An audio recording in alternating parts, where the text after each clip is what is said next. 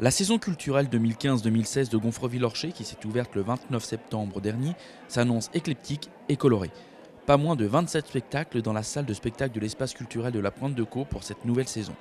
Cédric Lavis, chargé de programmer tous ces spectacles, nous en dévoile une partie. La saison 2015-2016 va se traiter un peu de la même manière que les précédentes, puisqu'on suit toujours la politique culturelle municipale, qui est avant tout de promouvoir toutes les disciplines de spectacle. Donc, c'est pourquoi on retrouve toujours chez nous des concerts, du théâtre, de la danse, des spectacles pour enfants.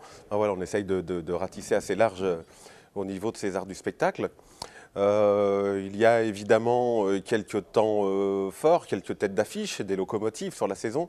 Michel Galabru, le 18, on a la venue de Christophe Alévêque aussi au mois de mai, qui nous présentera une pièce sur l'histoire de la bombe nucléaire Hiroshima.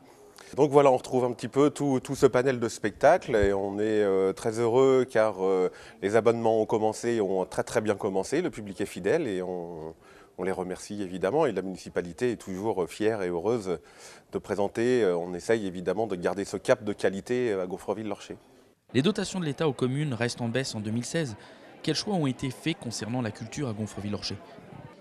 Alors nous faisons le choix politique d'étudier les budgets au microscope, mais néanmoins nous avons une volonté affirmée de maintenir la même offre culturelle, de ne pas la réduire, de manière à ce que les Gonfrevillais puissent toujours profiter de la même diversité. Et dans ce but, nous sommes sensibles et attachés à maintenir des tarifs qui sont attractifs en pratiquant par exemple la gratuité dans certains cas.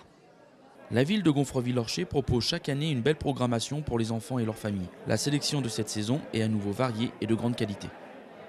Alors nous allons avoir 4 spectacles pour les enfants cette année. Donc un spectacle qui s'appelle Serette et la fille de l'eau. Donc c'est un conte adapté pour les enfants à partir de 6 ans.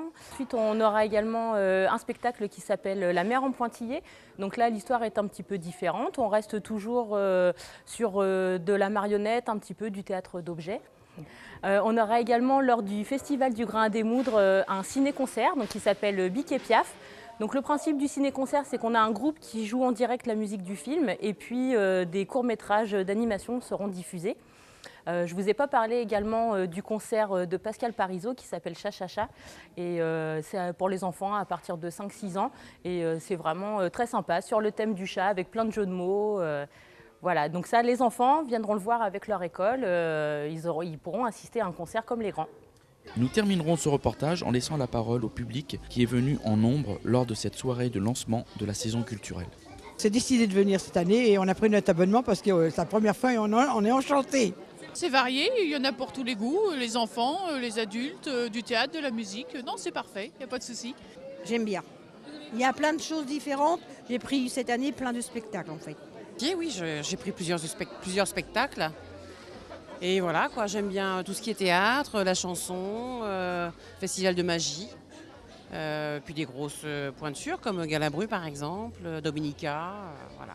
Non mais je félicite tous les ans Cédric Lavis de son choix, parce que franchement c'est assez éclectique, c'est un très bon choix. Et voilà, quoi, moi je suis fervente cliente de l'ECPC tous les ans. TLG, viens vite.